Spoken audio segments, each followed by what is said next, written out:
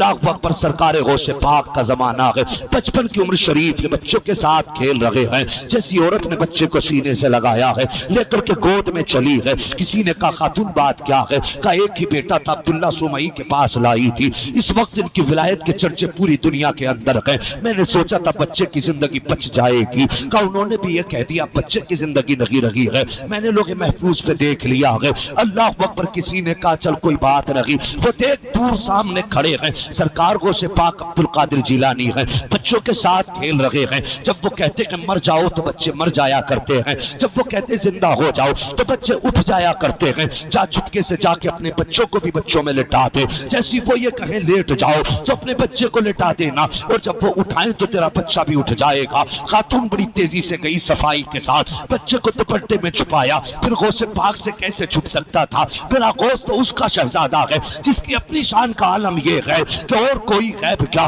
تم سے نگاہ ہو بھالا، جب نہ خدا ہی چھپا تم پہ کروڑوں درود۔ کون ہے عبدالقادر؟ یہ وہ عبدالقادر ہیں جو کہتے پوری دنیا کو ایسے دیکھتا ہوں جیسے میرے ہاتھ کی ہتھیلی پہ رکھا ہوا رائی کا دانہ نظر آ رہا ہے، اور جو دنیا کو ایسے دیکھ رہا ہو وہ ایک ماں کے لال کو کیسے دیکھ رہا ہوگا، ایک ماں کے بیٹے کو کیسے دیکھتا ہوگا۔ وہ عورت گئی جا کے چپکے سے، اس نے جب غوث پاک نے فرمایا لیٹ جاؤ، بچے لیٹ گئے، کہا مر جاؤ، بچے زمین پہ گر گئے، اس نے بھی چپکے سے بچہ لٹا دیا۔ اس کے بعد اگلا جملہ غوث پاک کا نکلا، اٹھو، جیسی اتنا کا سب اٹھ گئے، وہ نہیں اٹھا۔ خاتون آگے بڑی لپٹ گئی، کہا حضور میرا بچہ کیوں نہیں اٹھا، میرا بچہ کیوں نہیں اٹھا؟ یہ تو سارے اٹھ گئے ہیں، میرا بچہ بھی تو نہ اٹھنا چاہیے تھا۔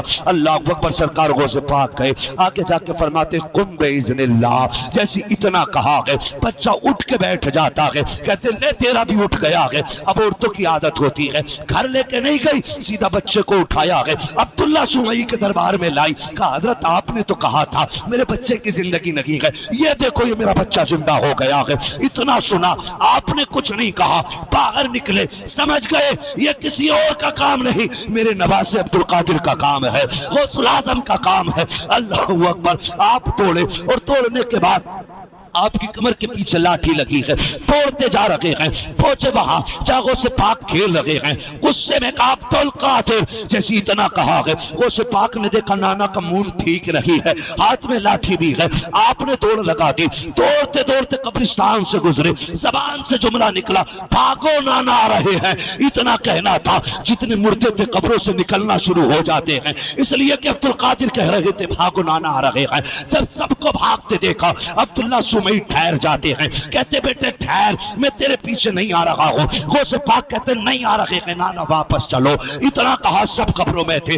اس کے بعد آپ آئے، آنے کے بعد غوث پاک اپنے نانا کے پاس کھڑے ہو جاتے ہیں، کہا نانا بتاؤ کیوں پیچھا کر رہے تھے؟ کہنے لگے بیٹے بتا تو صحیح، اس کی تو زندگی نہیں تھی، میں نے لوگ محفوظ پہ دیکھا تھا، پھر وہ زندہ کیسے ہو گیا؟ غوث پاک مسکرائے، کہتے نانا یہ آپ کی طاقت ہے کہ لکھا ہوا پورا کرتے ہو، اور یہ عبدالقادر کی طاقت ہے کہ نہ ہونے والے کو لوگ محفوظ میں لکھ دیا کرنا۔